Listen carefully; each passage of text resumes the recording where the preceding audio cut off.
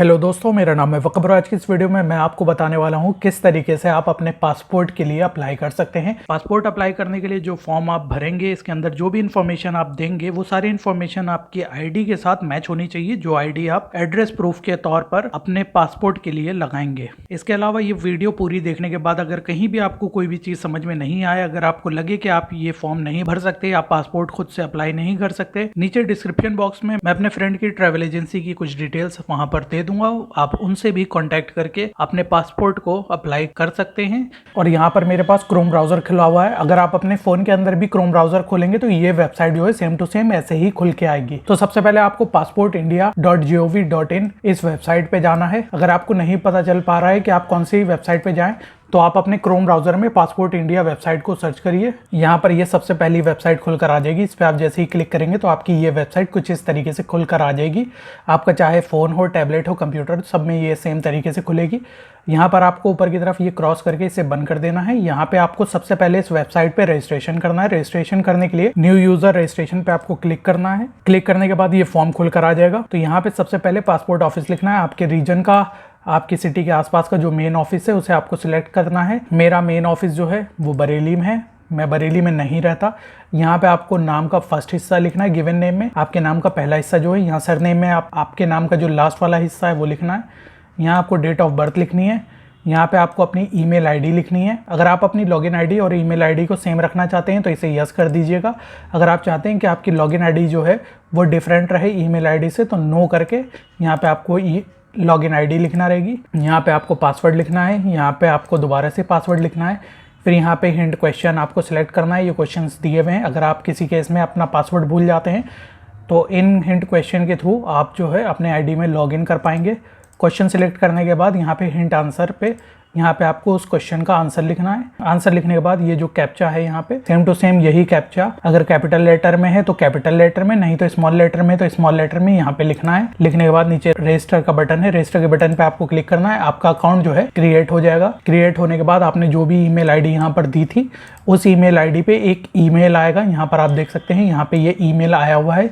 इस पे आपको क्लिक करना है। क्लिक करने के बाद नीचे की तरफ आप आएंगे, यहाँ पे एक लिंक होगा, इस लिंक पे आपको क्लिक करना है। क्लिक करने के बाद यहाँ पे आपको यूजर आईडी डालनी है, जो भी यूजर आईडी आपने क्रिएट करी है। अगर आपका ईमेल ही आपकी यूजर आईडी है तो यहाँ पे ईमेल आप डाल दीजिए। डालने के बाद यहाँ सबमिट करना है और यहाँ आप देखेंगे कि आपका जो अकाउंट है वो सक्सेसफुली एक्टिवेट हो चुका है। अब यहाँ से आपको होम पेज पे आना है। आप होम पेज पे आ सकते हैं या फिर यहाँ से directly click here to login पे जा सकते हैं। तो मैं यहाँ पर आपको होम पेज से बताता हूँ।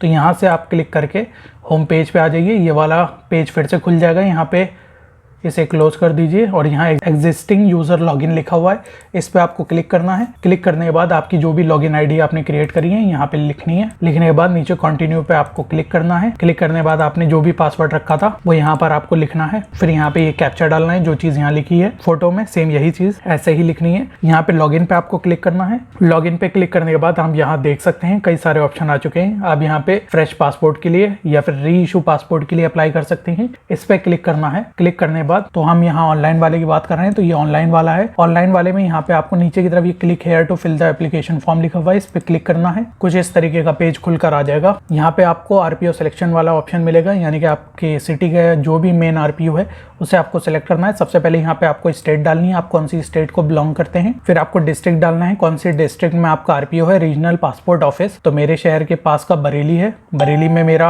आरपीओ ऑफिस है, तो यहाँ मैं बरेली सेलेक्ट कर लूंगा। यहाँ पर पासपोर्ट टाइप सेलेक्ट करना है, कौन से पासपोर्ट के लिए आप अप्लाई कर रहे हैं, फ्रेश के लिए या फिर री इशू के लिए। फ्रेश पासपोर्ट यानी कि नया पासपोर्ट के लिए आपको अप्लाई करना है।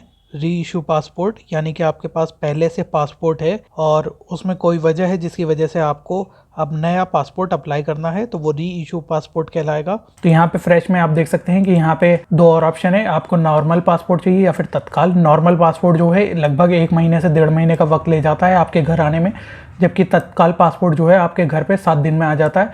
बट तत्काल पासपोर्ट जब आप अप्लाई करेंगे तो आपके पास प्रूफ होना चाहिए कि आपको क्यों इतने अर्जेंटली पासपोर्ट चाहिए। फिर यहाँ पे 36 पेजों का पासपोर्ट चाहिए, 60 पेजेस का पासपोर्ट चाहिए।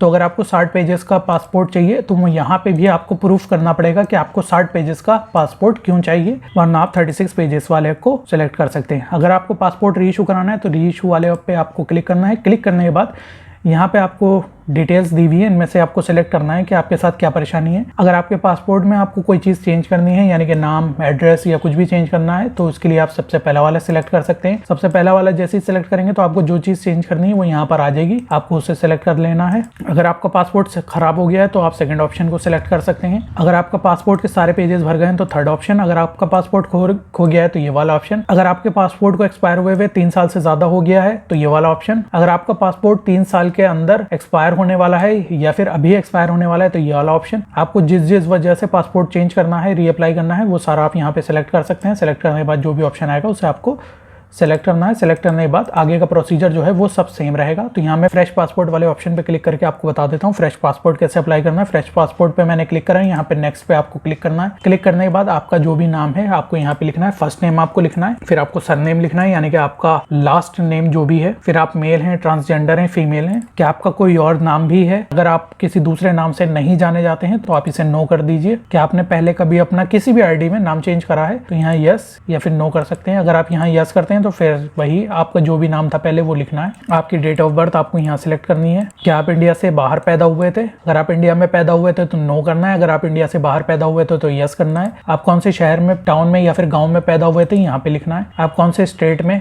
पैदा हुए थे, यहाँ पे लिखना है। कौन से जिले में आप पैदा हुए थे, यहाँ पे आपको लिखना है। आप शादीशुदा हैं तो यहाँ पे लिखना है आपको। ये तलाकशुदा, विधवा वाला है ये ऑप्शन। ये सिंगल है, अभी तक शादी नहीं हुई। Separated, married. आप भारतीय नागरिक कब से हैं? तो अगर आप पैदाइशी यहीं हैं तो आपको बर्थ सेलेक्ट करना है, ये आप ऑप्शन छोड़ सकते हैं। आप क्या नौकरी करते हैं यहाँ पे देना है। गवर्नमेंट, प्राइवेट, होम मेकर, कोई नौकरी नहीं करते, अदर, तो जो भी आपको सिलेक्ट करना है आप यहाँ पे सिलेक्ट कर सकते हैं। क्या आपके माता पिता या फिर हस्बैंड या वाइफ गवर्नमेंट सर्वेंट है, तो ये चीज़ आपको बतानी है। अगर आपके माता पिता या फिर आपके हस्बैंड या वाइफ अगर गवर्नमेंट सर्वेंट है तो यस करना है, वरना नो करना है। आपने पढ़ाई कितनी करी है? आप ग्रेजुएट हैं, आप 7वीं पास हैं, 10वीं पास है या फिर 8 से 9 पास हैं। अगर आप 10वीं पास हैं तो यहाँ पर एक ऑप्शन है नॉन ECR का, यानी कि immigration check not required, ECNR। क्या आप ECNR के लिए एलिजिबल हैं? यानी कि अगर आपने 10वीं पास करी है तो यहाँ पे आपको यस सेलेक्ट करना है। अगर आपने 10वीं पास नहीं करी है तो यहाँ पे आप नो सेलेक्ट करना है। नॉन ECR यानी कि ECNR पासपोर्ट बनाने के और तरीके हैं। अगर आपने 10वीं पास नहीं करी है तो और क्या क्या तरीके हैं इसकी एक पूरी लिस्ट है। लिस्ट का लिंक मैं आपको डिस्क्रिप्शन बॉक्स में दे दूंगा। इस वीडियो में मैं कुछ और तरीके आपको बता देता हूँ। अगर आपने 10वीं पास नहीं करी है और आपकी उम्र 50 साल से ऊपर है या फिर 18 साल से नीचे है तो आप ECNR पासपोर्ट बनवा सकते हैं। आपके पास आपकी अपनी म्यूनिसिपैलिटी से इशू हुआ बर्थ सर्टिफिकेट होना चाहिए। अगर आपने 10वीं पास करी है तो 10th की मार्कशीट आपके पास होनी चाहिए। और अगर आप इनकम टैक्स भरते हैं, इस केस में भी आप नॉन ECR यानी कि ECNR पासपोर्ट बनवा सकते हैं। इसके लिए आपके पास इनकम टैक्स की कॉपी होनी चाहिए। तो ECNR पासपोर्ट बनवाने के लिए जो भी डॉक्यूमेंट मैंने आपको बताया है ये डॉक्यूमेंट लेकर आपको अपनी अपॉइंटमेंट पे जाना है। इनमें से कोई भी डॉक्यूमेंट आपके पास है तो फॉर्म में आपको यस करना है। ये सारी इन्फॉर्मेशन भरने के बाद यहाँ पे एक आधार कार्ड का ऑप्शन है। अगर आप आधार कार्ड डालना चाहें तो यहाँ पर आधार कार्ड नंबर डाल सकते हैं। अगर आप आधार कार्ड नंबर ना डालना चाहें तो मत डालिएगा। बेहतर यही है कि आप यहाँ पे आधार कार्ड नंबर डाल दें। आधार कार्ड नंबर डालने के बाद यहाँ पे आपको यस करना है। अगर आप आधार कार्ड नंबर नहीं डालते हैं तो यहाँ पर आप नो करेंगे। नो करने के बाद आपको नेक्स्ट करना है। यहाँ पे आपके फादर का जो भी नाम है, आपके फादर का नाम यहाँ लिखना है। आपको अपने फादर का लास्ट नेम यहाँ लिखना है। फिर ऐसे ही मदर का यहाँ फर्स्ट नेम लिखना है, ऐसे ही मदर का यहाँ लास्ट नेम लिखना है। इसके बाद अगर आप शादीशुदा हैं तो यहाँ स्पाउस का एक ऑप्शन आएगा। स्पाउस वाले में आपका हस्बैंड या फिर वाइफ का जो भी नाम है आप यहाँ लिखेंगे। ये सारी इन्फॉर्मेशन लिखने के बाद आपको नीचे ये नेक्स्ट पे क्लिक करना है। क्या आप अभी इंडिया से बाहर रहते हैं? अगर आप इंडिया में रहते हैं इस वक्त तो नो रहने दीजिए इसे। यहाँ पे आपका जो भी एड्रेस है वो आपको लिखना है। एड्रेस लिखने के बाद यहाँ पे आपको अपना गांव या फिर शहर लिखना है कि आप कौन से गांव कौन से शहर में रहते हैं। यहाँ पे आपको अपना स्टेट डालना है कि इस वक्त आप कौन से स्टेट में कौन से ज़िले में रहते हैं, यहाँ ज़िला पड़ेगा। आपके एरिया का पुलिस स्टेशन कौन सा है, यहाँ पे पुलिस स्टेशन आपको सेलेक्ट करना है। यहाँ पे आपको अपने एरिया का पिन कोड डालना है। फिर यहाँ पे आपको अपना फ़ोन नंबर डालना है। यहाँ पे आपको अपना ईमेल ID डालना है। आप जो सा भी ईमेल ID चाहें वो डाल सकते हैं। क्या आपका कोई परमानेंट एड्रेस है जहाँ पे आप हर वक्त मौजूद रहते हैं? आपका अपना एक एड्रेस है तो यहाँ पे यस करेंगे। यस करने के बाद आपने जो ऊपर डाला है इन्फॉर्मेशन, आपने जो एड्रेस वगैरह डाला है, अगर यही आपका परमानेंट एड्रेस है तो इसे यस कर दीजिए। अगर कुछ और एड्रेस है तो यहाँ नो करके यहाँ पे आपको वो एड्रेस डालना है। डालने के बाद यहाँ नेक्स्ट करिए, यहाँ पे ओके कर दीजिए, ये भी ओके कर दीजिए। फिर यहाँ पे आपको इमरजेंसी कॉन्टैक्ट लिखना है, यानी कि अगर आप कहीं ट्रैवल कर रहे हैं और आपके साथ कोई हादसा हो जाता है तो जो अथॉरिटी है वो आपके पासपोर्ट पे लगे हुए इमरजेंसी कॉन्टैक्ट पे आपसे कॉन्टैक्ट करेगी। आप यहाँ पे अपने फैमिली मेम्बर का नाम स्पेस लिखकर यहाँ अपना एड्रेस डाल सकते हैं। फिर नीचे उनका आपको फ़ोन नंबर डालना है। यहाँ पे आप उनकी ईमेल आईडी वगैरह देना चाहें तो दे सकते हैं। ये 2 इन्फॉर्मेशन लिखने के बाद नेक्स्ट करना है। यहाँ पे आपको कुछ सवालों के जवाब देने हैं, तो इसे नो रहने दीजिए। क्या आपके पास डिप्लोमेटिक पासपोर्ट है या था, डिटेल्स नॉट अवेलेबल पे यहाँ पे आपको सेकंड वाले ऑप्शन पे क्लिक करना है। क्या आपने पहले कभी पासपोर्ट के लिए अप्लाई करा मगर आपको पासपोर्ट नहीं मिला?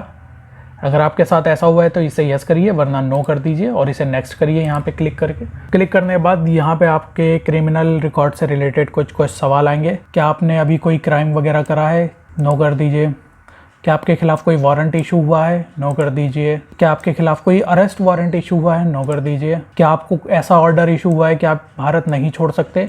नो कर दीजिए। क्या पिछले 5 सालों में आपको कोर्ट में कभी भी हाजिरी दी है और कोर्ट ने आपको कम से कम 2 साल की सज़ा दी है? तो यहाँ नो कर दीजिए। क्या आपका पहले कभी पासपोर्ट डिनाई हुआ है, यानी कि आपको पासपोर्ट नहीं मिला है अप्लाई करने के बाद? नो कर दीजिए। क्या आपका पासपोर्ट आपसे पहले कभी छीन लिया गया है सरकारी मुलाजिमों द्वारा, यानी कि सरकार ने आपका पासपोर्ट कभी छीन लिया है? इसे नो कर दीजिए। क्या आपका पासपोर्ट पहले कभी खारिज कर दिया गया है, रिवोक कर दिया गया है? इसे भी नो कर दिए। क्या आपको बाहर के देश की किसी और देश की सिटीज़नशिप मिली है, नेशनैलिटी मिली है? नो कर दीजिए।